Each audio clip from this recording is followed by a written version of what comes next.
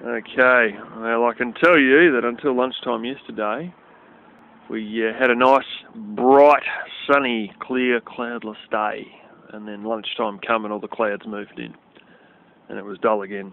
In that time,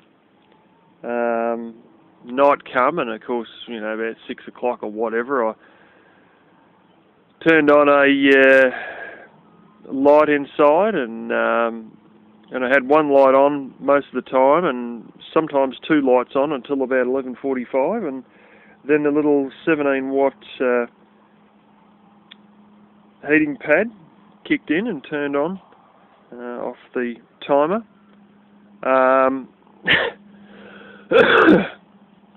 Yeah,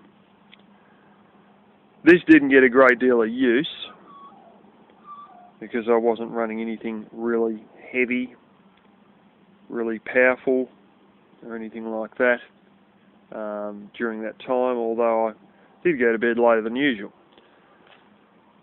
I tested that plug next to my bedroom there, the 12-volt cigarette lighter plug that I usually charge the tablet off or the modems off if I don't charge them off the fridge system. And basically it was 11.36 volts, and I come out here and it was reading 11.27 and 11.26. I thought, that's funny. So I turned the inverter off. Straight away it jumped up to 11.8, and then I turned the inverter back on and it jumped to 11.1, and then I turned the inverter off again and gave it a fair while and just continued to watch, and I've said it's like a 4-digit thing. You got 11.27 or whatever. When I turned the inverter off, you know, it went back to 11.80, and then 81, 82, 83, 84. It was like a seconds clock clicking over and just watching this boom, boom, and it kept on going up to 12.02 or something like this, and you know, turn the inverter back on, drops back down again. This time it only dropped back to about, what was it, 11.7 or 11.8 again. But long story short, as soon as you turn that inverter on, and I had a single light going in the kitchen, as soon as you turn the inverter on, the volts would kick right down. And you could just see it sitting there, going over, you know, 0.01 of a volt at a time, ticking away like seconds on a clock. And then you turn the inverter off, and boom, boom, boom, boom, boom, boom, boom, just rises itself back up again. Now, in all this, we went from 11.10 to 12.02. That's 0.9 of a volt, just fiddling around with a lousy bloody 13-watt light. And I know these things got well charged yesterday morning. Yes, I did charge a cordless drill battery, but that's 60 watts out of 240. And this is the thing. The capacity's stuffed, which means the batteries are stuffed, and I mean it is badly stuffed. That's 200 amp hours of batteries. I once experimented with a fan that I think is 21 watts or at least 18 watts. One of those crappy little ones they have in RVs, you know, little 12-volt bloody shit boxes. You might have seen I got one on my bedroom wall, or I got a second one that's now in storage that come out of the cardboard house, and I used that one that was on the cardboard house to test the battery. That's that little blue battery in there that you guys have all seen before. 26 amp hour battery, and I was running about 21 watts or 18 watts or whatever that fan is for quite a while. I mean, it was going for that one and the blower fan I had running at the same time, which is also stored away with electronic spares, and that damn thing's 10 watts, so we had a total of about, I don't know, 28 to 31 watts, and I had to run it for, hell, it was like 2 or 3 hours to get it to drop 0.1 of a volt, and I continued to let it run longer, and I ran these things for about 6 or 7 hours to get that to drop 0.2 of a volt in a 26 amp hour battery. And yet, 28 to 31 watts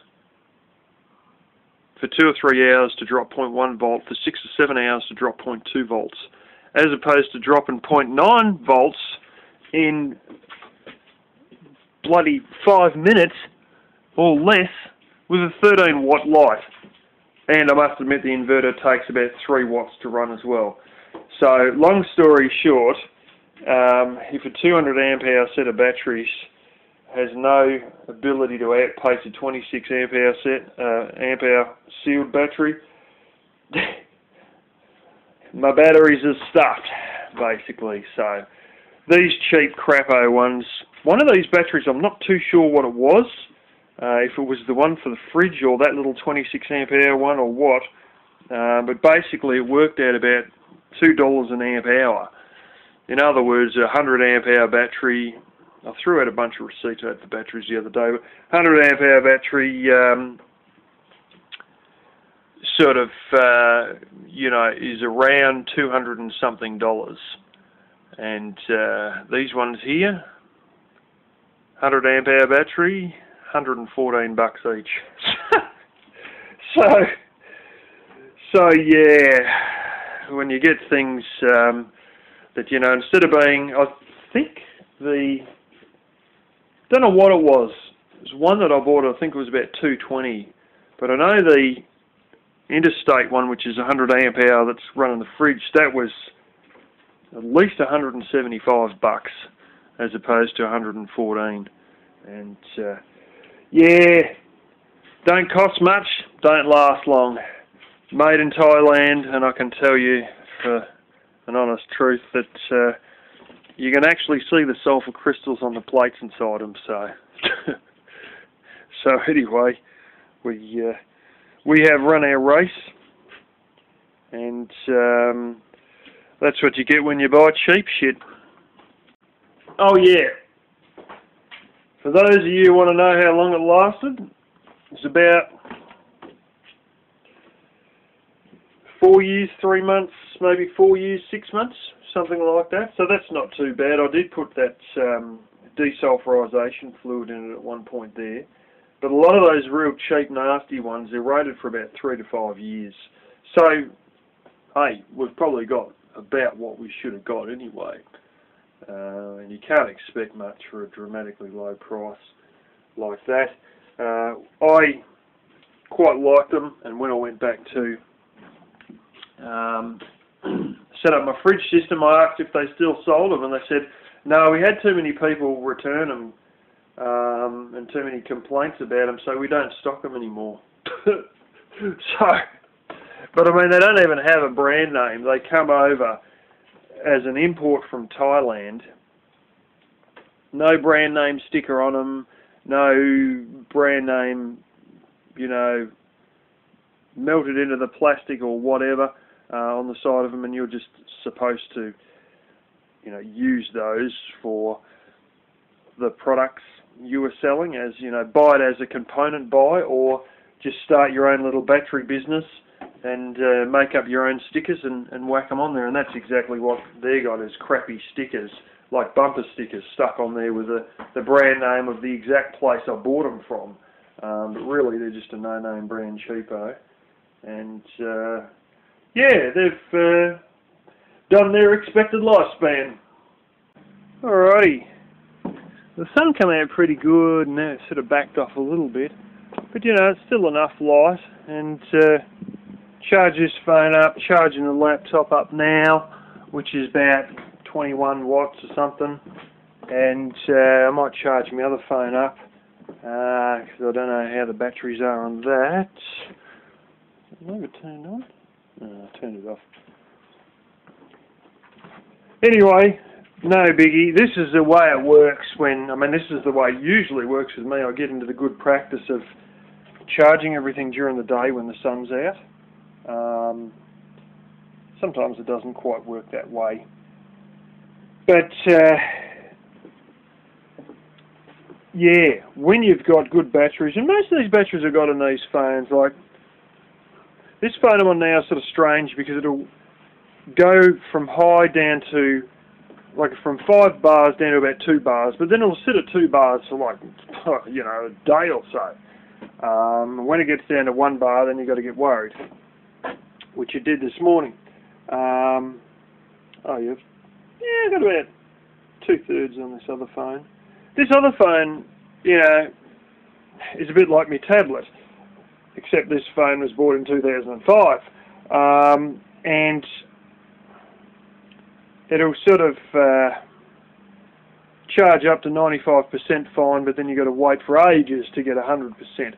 And same with the tablet there, even though the tablet's only about 6 months old or so, that will, might be nearly 9 months old, a little while now, but that'll sort of do the same thing where it'll get up to like 97, 98%, and then you can charge it to 100, and if you leave it for an hour or so and re-plug it back in to the charger again, because sometimes I can't remember if I've charged it or not, and I'm thinking, well, might as well charge it now, the sun's up, I don't want to turn it on and find out I've only got 20% battery left.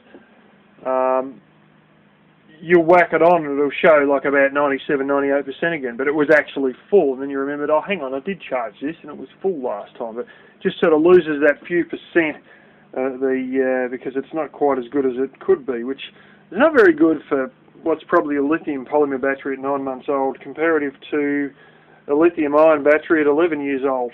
But most of the batteries I've got take a good charge, especially because of the laptop being new.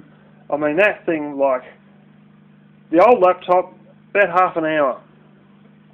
And of course I'd use it at night because it was an inside thing, like as in, I do outside jobs during the day and then you sort of relax a bit at night, and and you can do that at night. You can watch the stuff at night, so you make the most of being outside during the sunlight hours, sort of thing.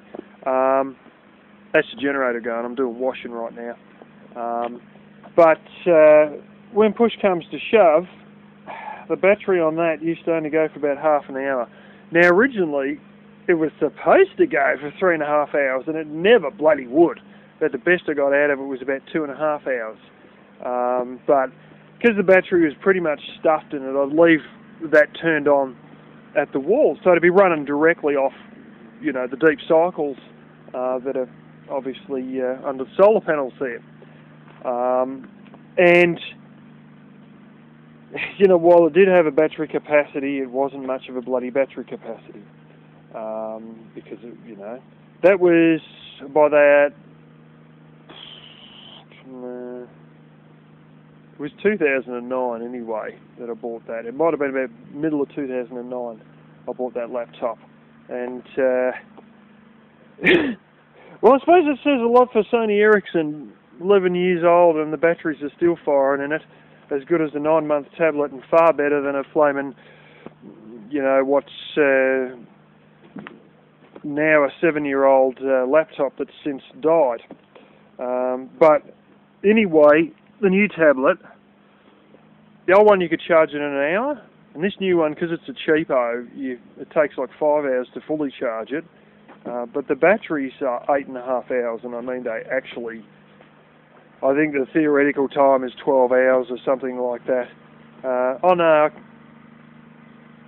I did watch the review, and they reckon that their stated time versus their real time is about half an hour. I think it's a 9-hour battery apparently, or something like that.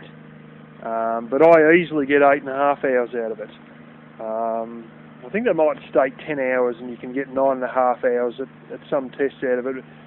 I know I get at least 8.5 hours out of a charged battery on that thing, and it's like, this is what you want. This is what you want when you're in situations like off-grid sort of situations, is to have a lot of stuff that's cordless, because when you get these dull days, especially if it's winter and you get a lot of dull days in a row, on your one sunny day, you turn everything on and charge everything. And in case you need to use your deep cycle batteries for something that doesn't have batteries, it can't run with batteries like that evaporative cooler, the blower fan in that, or some other thing that you may have. You might have a fridge, you know, or whatever.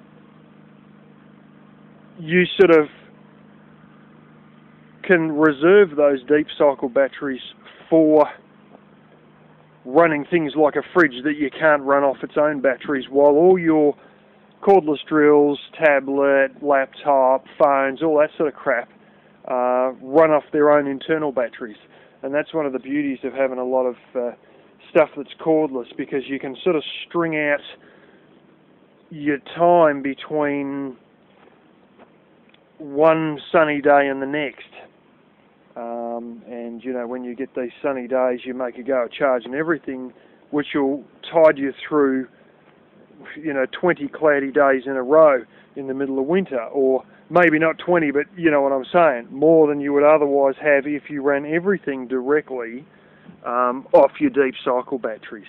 And it means that you can hold more in your deep cycle reserve, which actually extends the life of the deep cycle batteries as a result of not suffering any real low levels of discharge. But anyway, no big deal. I'll probably just stick to using the LED lamps and that. It sort of gives them a shit because basically the way the welfare system is here, it's changed a lot, so it might be a little bit different, but they have been just dealing with me over the phone and the internet, which is good for me. But sometimes when you get into a job and you miss an appointment or a phone call or whatever, they will have a tendency to cut you off. And then you'll be without money for a few weeks while you get everything resorted and realigned and re-kiss ass and wait for their office people to do what they got to do and all that.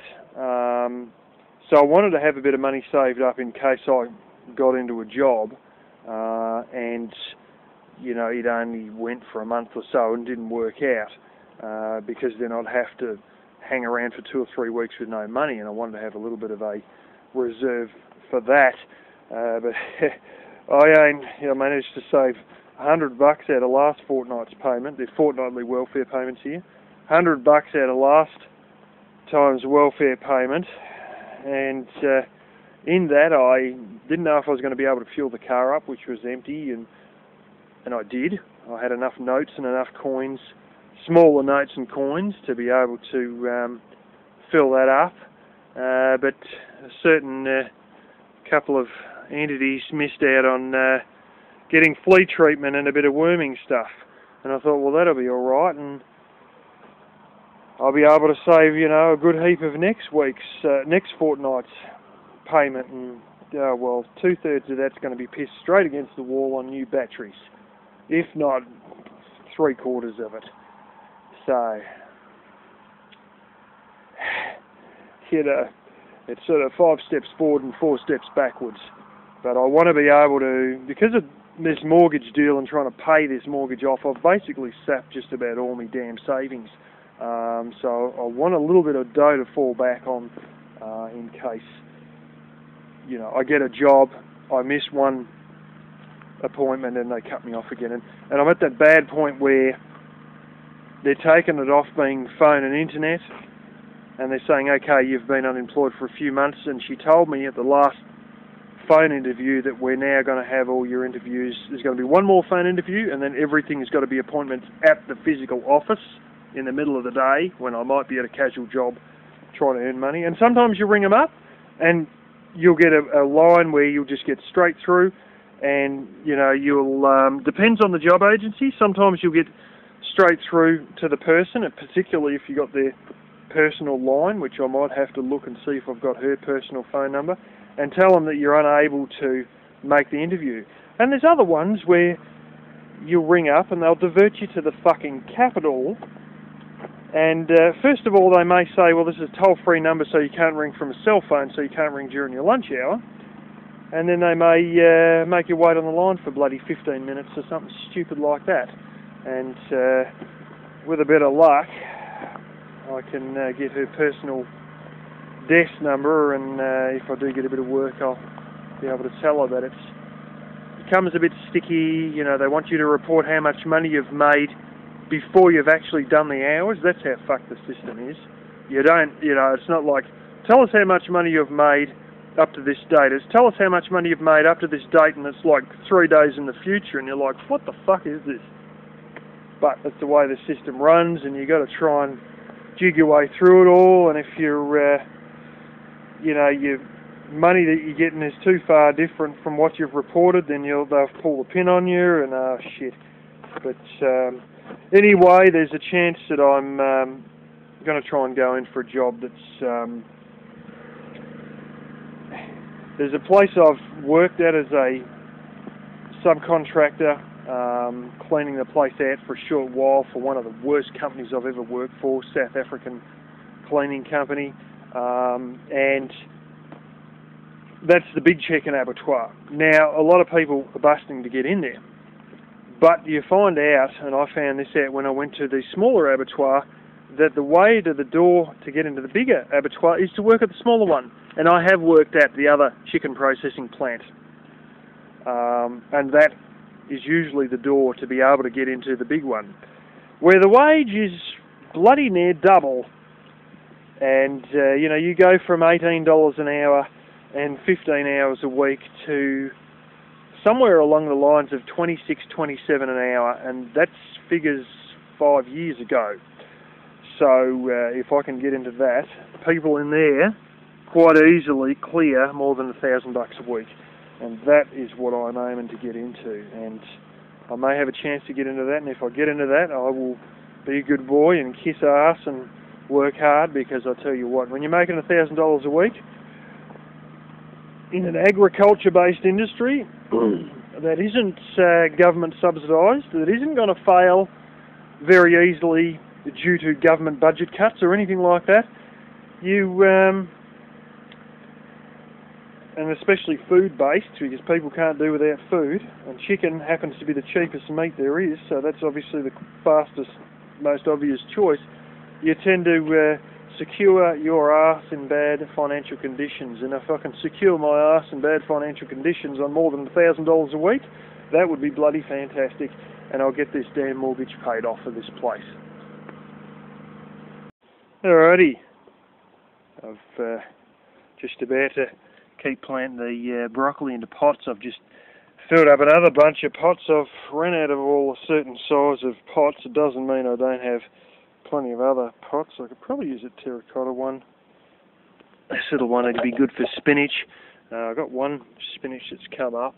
I've got another smaller pot over there, which is, it's actually one of those self-watering ones that draws up the water from the base sort of thing. It's almost sort of like this, like a mesh, and then you've got a base that you can fill up water into.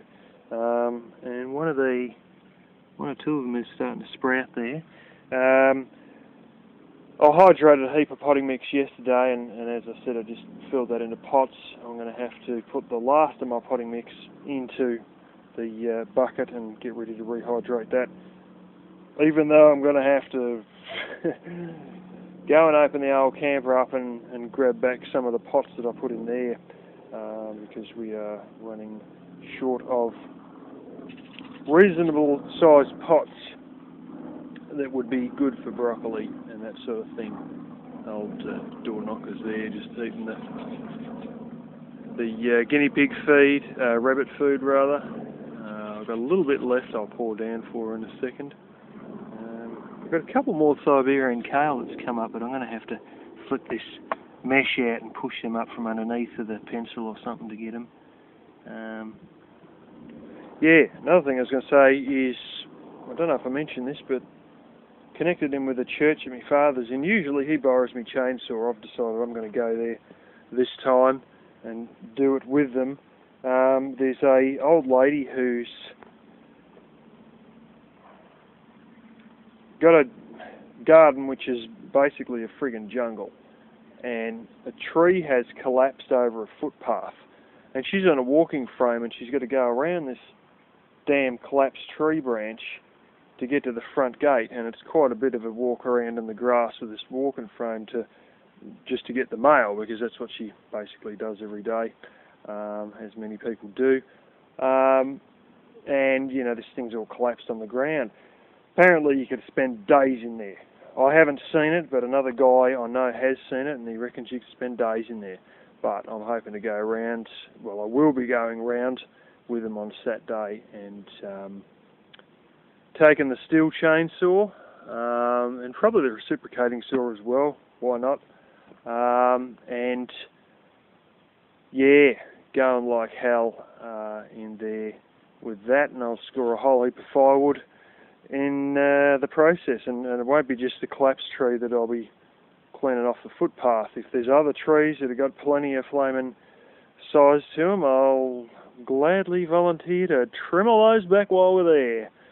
And never mind some of the smaller stuff. You know, as I said, you can spend 3 days on the smaller stuff, but the larger trees, I'll gladly volunteer to trim them to take away all the firewood. Not that I need the firewood, and the fact is it's all green anyway, you know, and this tree's only been down like about a week or so, week and a half or whatever.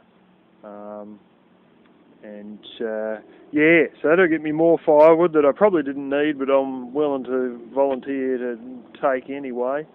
But that'll all be next year's because it's all green as shit. But I'll probably come back here with like a whole shit pile of blooming leaves and crap, and I'll throw all that out in the bonfire heap of all the rotten construction 4x4 and stuff out there. And then just whatever's going to be good I'll salvage out, and then probably won't be able to help myself and end up cutting the whole lot up with the circular saw anyway, the miter saw anyway, but I've still got to do all this business with the batteries, and that of course takes priority. Anyway, I better continue on. 60 pots we've planted out. I just counted 60. Some goes to me the other day, oh, you know, you're going to have to freeze that broccoli and all that. And yeah, well, yeah, obviously. You know, who's going to eat whatever 60 minus 22 minus 2 spinach, 60 minus 24? That's how many broccoli there is. Still plenty more. I might try and buy a little, one of those little tiny punnet sort of a propagation things like we used to have when I was at the nursery. I've got one that's like about the size of almost coffee cup size, maybe 3/4 the height of a coffee cup, but a bit wider. Sitting in the old camper there, but yeah, I'll probably pull that out anyway. Why not, you know, if I've still got a bit more. You'll see sitting over there, a big bundle of pots, coloured ones at the back there. That's all stuff I've still got to rehydrate, but she's got like wine barrels cut in half full of potting mix and stuff, so I might be donating a few. I hate to waste them, but all the same time, I doubt I can eat another 25 broccoli, but yeah, might bang a few at her place, but there's going to be some that's going to get chucked out. I don't think we're going to manage to keep the whole damn lot of them. And I've got a spinach in that little pot like I was saying. I've got another one. You just see a little white thing coming out the side of the brown there. It's a little root coming out, so that one's really should be going in a pot pretty soon too. Anyway, I've decided I'm a bit worried about these two clawing them or fucking pooping in the bloody things. I've decided to put these over here, just past this fence, because I reckon the way to all these here, if I stuck them on the other side here, they're not going to get a great deal of sun. They're not going to get much sun either, but like anyway, but yeah, a little bit worried that all that tank's just going to shadow everything, but what I probably should do, and I might change my mind and just do this anyway, put them all along this side here, but I've got to go and snip out a bit of that grass, which might be a bit better because these two, like I was potting out all that other stuff the other day, and Black Kitty starts walking on the top of the pots and squashing all the potting mix down just as I put these little seeds in. It's like, you know, these little germinator ones are just so bloody hell, cat, you know. Bit like a dog when you're doing stuff, they've got to smooge up next year, and then they'll frickin' kick over whatever you're working on, especially when you're, you know, mucking around with gardenings or on the ground, and next thing, whatever you just planted, they've friggin' stood on in the excitement of trying to get your attention as you're squatting down on the ground. But certain pussies like to sleep all day, don't they, hey? And hunt all night.